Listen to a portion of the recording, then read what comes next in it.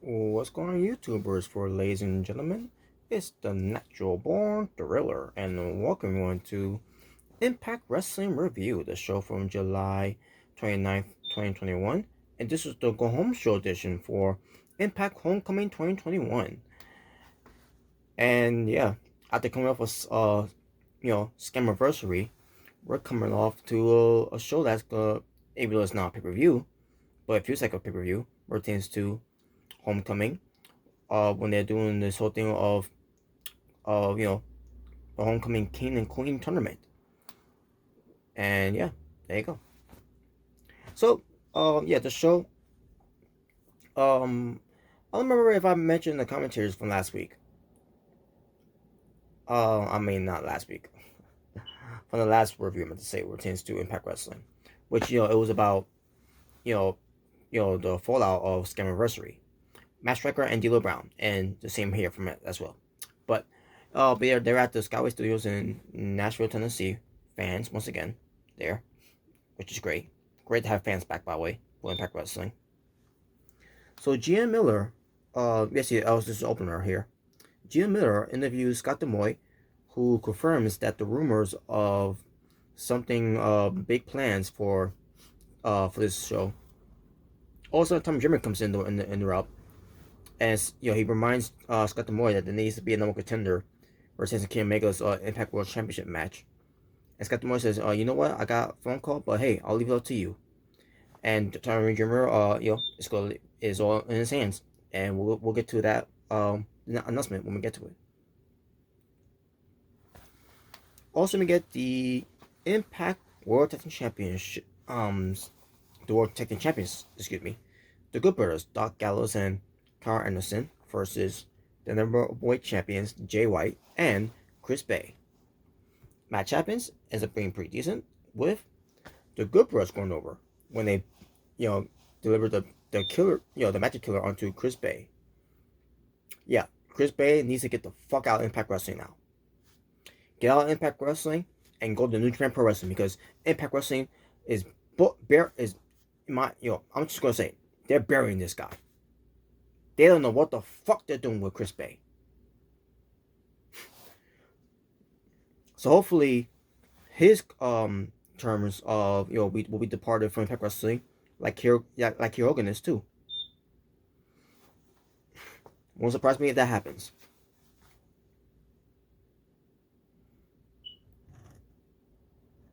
But let's move on. Tasha Steelz and Kier Hogan, Fire and Flavor are backstage. Also on Fallah Bahh, basically asked Tasha Steelz, because we all at first Fallah Bahh was it was asking them to for homecoming to be homecoming queen or partner or whatever, right? Kerrigan thought she was Fallah Bahh was talking to her, and then actually I'm talking about Tasha Steelz. There you go, folks. More of this burying booking for Kier Hogan before they have her exit out of Impact Wrestling, and this is one of them. Especially with Tasha Steelz, basically saying to Kier Hogan, you don't want to take the pinfall, not once but twice, of losing the tag belts.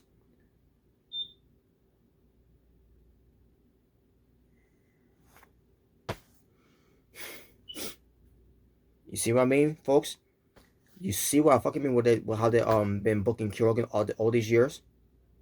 And yes, they do have a little bone of for this past year, but at the end of the fucking day, after she decided to part ways from Impact Wrestling, they're showing you right there that I had this theory all along. They're doing this to bury Kier Hogan. Why? Who has the guts behind her? I don't know. I have no idea who it is. But why they're allowing this? Why some of them are allowing this to happen to Kier Hogan? Is beyond me.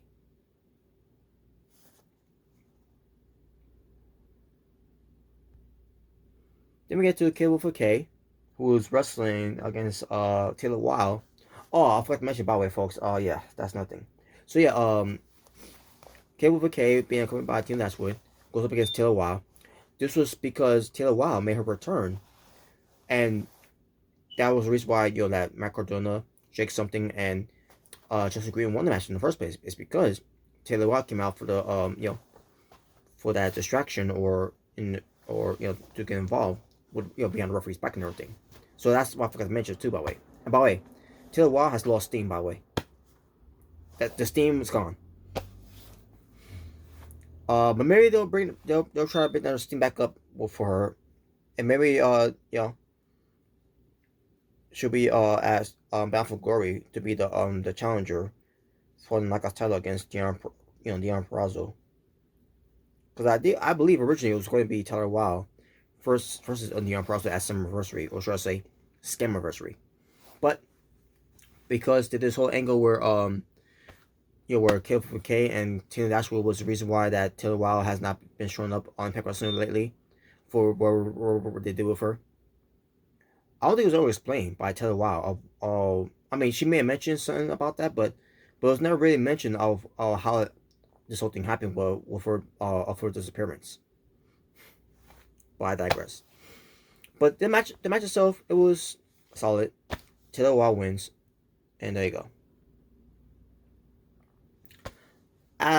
Also we get to Chris Bay talks about how he started that he got pinned in the tag team match, as a Bullet Club member, and DJ was like, whoa. You think you're in Bullet Club? No. It takes more than you just just being book routines to be with me or that, right? There's other things you need to do or routines to be part of Bullet Club, and basically says we need to do some redemption. So let's get to it. Oh, by the way, I need to mention too, by the way, folks. I think I probably mentioned already before too on this Scammerversary review and all, where after the show went off the air on the Scammerversary, Finn Juice came out to basically pertains to David Finlay, came out to attack Jay White because they've been up their match for Resurgent from New Japan Pro Wrestling, and finding off the rest of the elite of Ken Omega and the Good Brothers pertains to Sam Callahan recovering and Juice Robinson coming out. All of a sudden, Jay White gets back in the ring to give the Blade Runner to David Finlay behind the back of Sam Callahan and Juice Robinson. So there you go. So, but why am I bringing that up? Well, I'll bring that up. I'll bring that up once we get to what happen later on. Because we get to X-Division Champion Josh Alexander demands more competition. So Scott D'Amore comes in. Basically, Scott D'Amore was being interviewed. I mean, not Scott D'Amore. Josh Alexander was being interviewed by Gina Miller. And that's when Scott D'Amore came in and says, he basically gives him what he wants. And he informs him that the title that he's defending, his X-Division title, will be against the K's own Black Taurus at Homecoming. So there you go. And I'm looking forward to the match though. Then we get to Knockouts champion Deanna Purrazzo, who reveals, as she's being interviewed by Gina Miller, by the way, she reveals that she has been defiantly am I reading right? The verb defiantly training her, getting some training helped by someone named Alicia Zapindela. I don't know how you pronounce her name, but she was right beside Deanna Purrazzo, and she looks pretty cute, and also tough, by the way. But Deanna Purrazzo says that she will be competing in the Homecoming King and Queen tournament, and she's got a partner. And I'm thinking to myself, it's gotta be Steve McLean. I mean, Steve Macklin, I meant to say. It's gotta be Steve Macklin. It has to be Steve Macklin. But we'll see how that turns out. But yeah, but very excited for the Homecoming event though.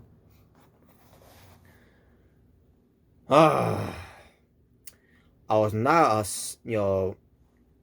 excited or up for this one, because we get to Falaba and No Way Jose, but his name is No Way. But to me, he is No Way Jose. Don't care if if you find your way around being No Way Jose by just being called No Way. and still having the gimmick and still having that outfit, even though WWE should do something about that shit. But then again, whatever. But the point is, no way Jose was there. So already, I already took three I took three points out of the ratings. My overall showing of this show because fuck No Way Jose, he's fucking garbage. But it's Falaba and No Way Jose teaming up with Finn Juice, David Finlay, and Juice Robinson versus Ace Austin, Matt Fulton, Ray Roscoe, and Shira. Guess who wins? Guess you guessed it. Falaba, No Way, and Finn Juice. Because fuck Ace Austin, fuck Matt Fulton.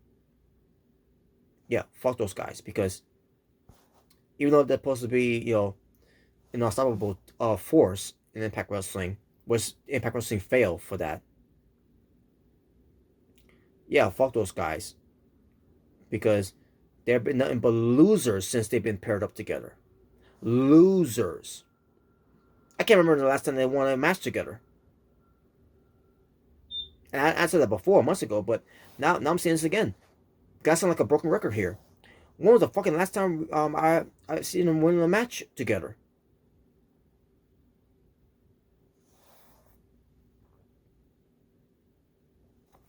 Time Dreamer informs the Impact World Champion Kenny Omega that he will be competing in 2 weeks' time. Well, after this recording, it's now 1 week's time. Where it could be. By the way, Gia Miller was interviewing Kenny Omega and Don Callis. That's when they got interrupted by Time Dreamer, and this came out where that Time Dreamer says this could be a battle royale where the winner of that match will receive a shot against Kenny Omega for the Impact World title at Impact Emergence, which is going to be on Impact Plus. So there you go. And Kenny Omega and Don Callis wasn't happy about that. So also we get Finn Juice talking about they want their rematch of the Impact World titles, World Tag Team titles against the Good Brothers. Even though they didn't lose the belts from the Good Brothers, they lost it because, Fine by Design, when Rhino had the trophy, the whole Korea shot thing, um, you know, was the reason why they lost the belts in the first place.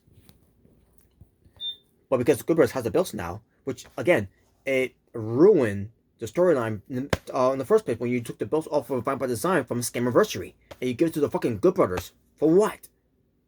I don't understand why the Good Brothers are even the tag team champions. Why? So you can see Doc Gallows, maybe show a demonstration. So you can see Doc Gallows. Oh yeah, I got to bring the camera down too, by the way. So we can see Doc Gallows doing this. That's what he does with the tag belts. That's fucking disrespectful to the Impact World tag belts. Bring it back up now. Oh wait, that's not how I did it. This is how I did it. There we go. But you get my point. That's what Doc Gallows does with the belt. Jeez. So stupid. This is why I can't take the Good Brothers seriously. I can't take them seriously because they still act like fucking goofballs. I don't remember them ever doing that in WWE when Doc Gallows doing that. But then again, this WWE are not like that. They're PG now, so they say the days like when Eminem, Johnny Nitro and Joy Mercury having the belts being connected to their belts, since a hole in their the wrestling pants tights whatever. Looking at that's how long the dicks are. Whatever. But but that was cool at the time with Eminem doing that. However, this is not cool. Hey YouTubers, my apologies for that. Unfortunately, my phone got overheated, so that's why the video cut out. So for the rest of it, of this review, I'm gonna just do audio, okay? So let's continue on. So yeah, I was basically talking about the whole Good Brothers, win the belts and everything and all that.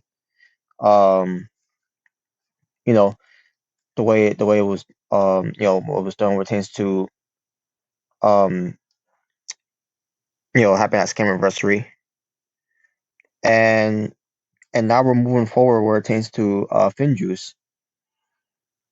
They want another shot at the tag belts. That they lost, and not the good press guy, and is because it should have been environment by design.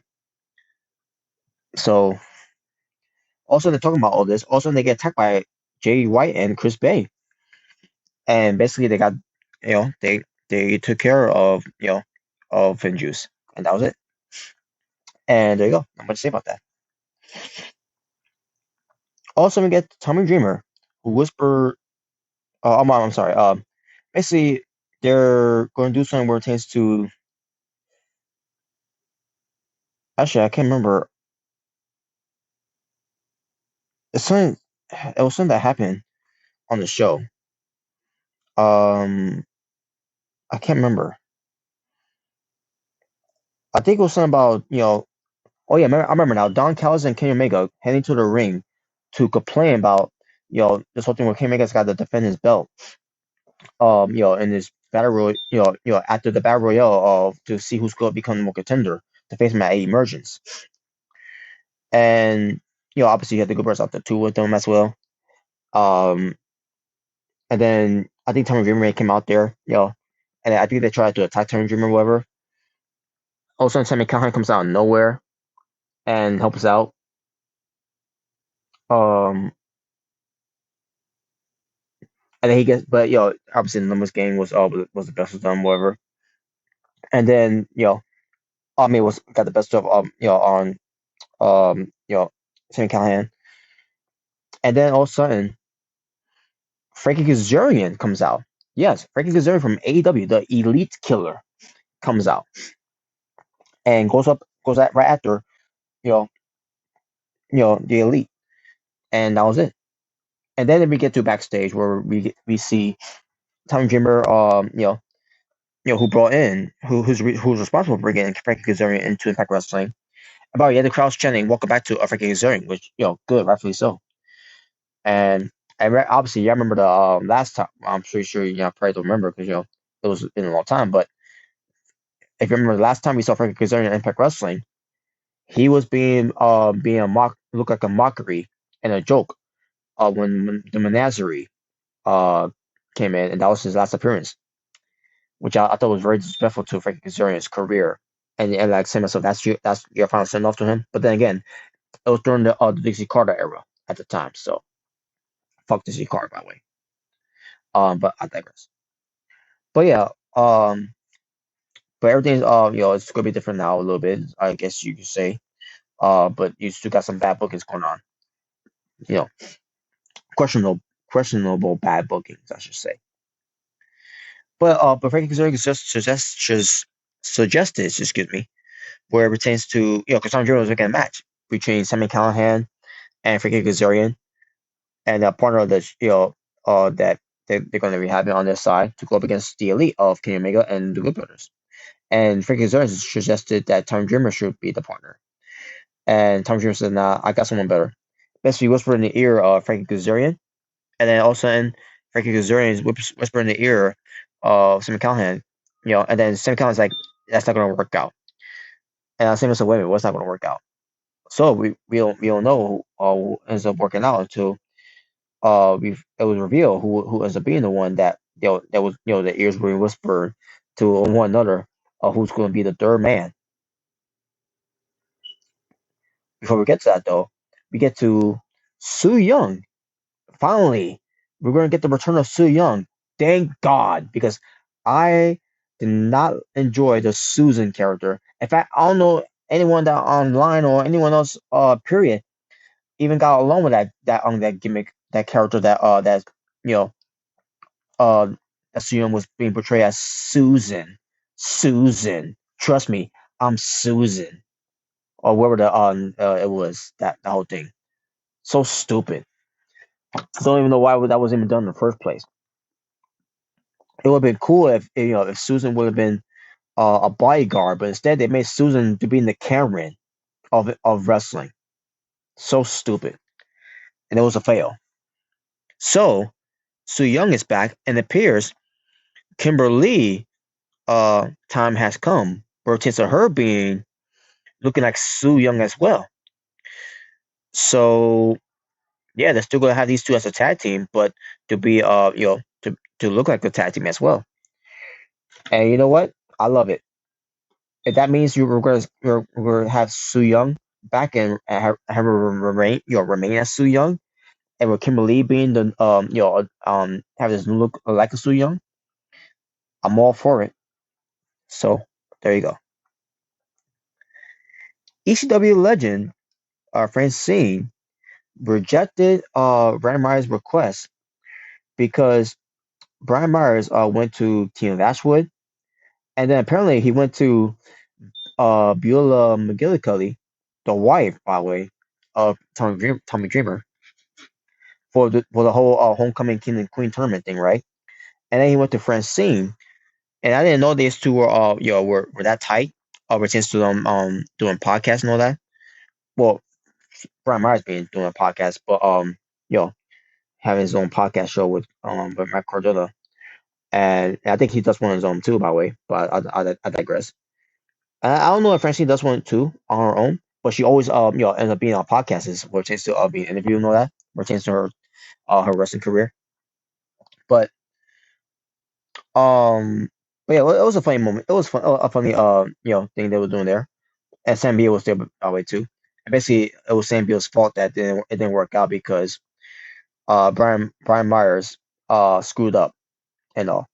Basically, Francine laid you know the smackdown on him. You know, like you went to you went to these women, but you didn't think of going to me first, like on your second choice or third choice and all that. I just thought that was hilarious. So yeah, the things about Brian Myers now, I'm liking the thing that Brian Myers is doing. So there you go.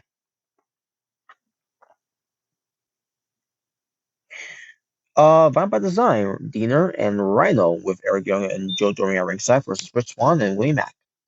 The match I thought was pretty decent with Ray Phoenix. I mean not Ray Phoenix. I'm thinking about AEW. Rich Swann, I meant to say, and Willie Mack getting the win over on Bound by Design. And guess who took the pinfall? It was Rhino who took the pinfall, not Diener.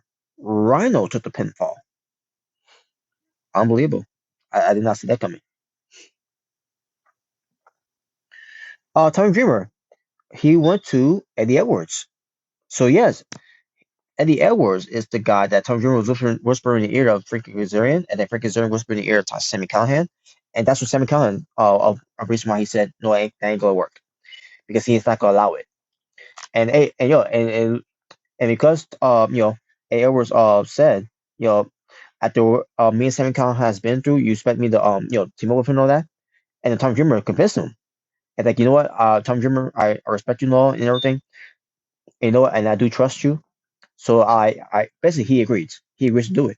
So yes, um, enemies of one another, of Eddie Edwards and Sammy Callahan, are going to be teaming up, and they teamed up before, obviously, you know.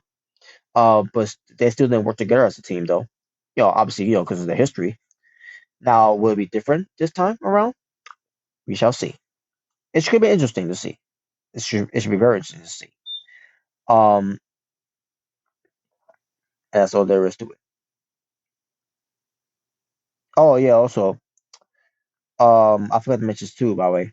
I skipped over it, and I apologize for that. Before Time Dreamer and the 8 Hours segment happened, we had the segment of Swingers Palace, where Matt Cardona and Chelsea Green come in there, and they're having a date night. And their date night was of all places, Swingers Palace. Alicia Edwards suggested that she wants to be in the Homecoming King and Queen tournament with Hernandez, and then W. Morrissey comes in and basically tells Alicia that her husband Eddie Edwards won't be the same after the hardcore match they have at the homecoming, and that was it. And then that's when we got to the segment with Tom Dreamer and Eddie Edwards, and and that was when A was kind of promo to W Mosley for confronting his wife, and then that's when Tom Jr. came in to interrupt, and there you go. So main event time, Moose versus Chris Sabin. Moose got his win back. Match was good. He got his win back, but then after the match, Moose continues to assault Chris Sabin, but then Chris Sabin turns it around and sends Moose retreating, and we get pulled apart and everything. And I said to myself, "Are you fucking kidding me?" Yes, Moose got his win back, which I knew he would. But at the same time, he sure got that win at Scammiversary. And on top of that, what does it matter at the end of the day? Even though he got his win back, he still looked like a fool because he was getting beaten up by Chris Sabin after the match. What the fuck? This is what Moose resigned for? What the fuck are you doing? That's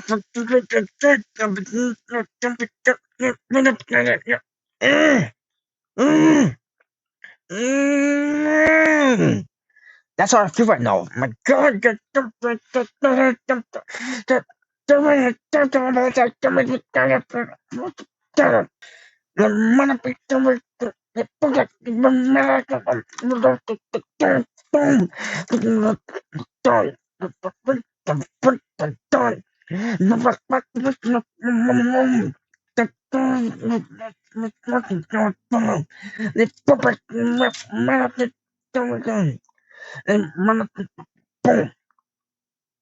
And another thing, Impact Wrestling.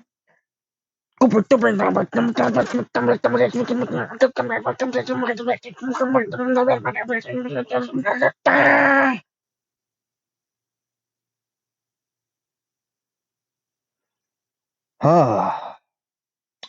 right, calm down. And that was a show for Impact Wrestling, the show from July 29th, 2021. 5 matches for the Tomorrow Wrestling and my overall strength for the show. I'm going to go, and like I said before, pertains to No Way Jose being on the show. After happened with Moose, after his match that he won, they got his win back. Another point lost there. So, our overall strength for the show, I'm going to go with a 6 out of 10. Decent show. Good show. Except for the parts that pisses me the fuck off on the show. But, yeah, like the whole thing that what it is, Scammiversary with debunking the Knockout Second title match on the pre-show. And then, repaying us for the Impact Wrestling show from the fallout of Scammiversary. And then we get to Moose getting his win back after losing his match against Chris Sabin at Scammiversary to make it feel a little better. But at the end there, it didn't make me feel any better because Moose took his ass kicked after the match was over. So no, I am not happy with this whole thing at all. But there you go, folks. But that being said, thank you for watching. For Is Natural Born Thriller saying peace on the streets. For this is your Impact Wrestling review. Take care.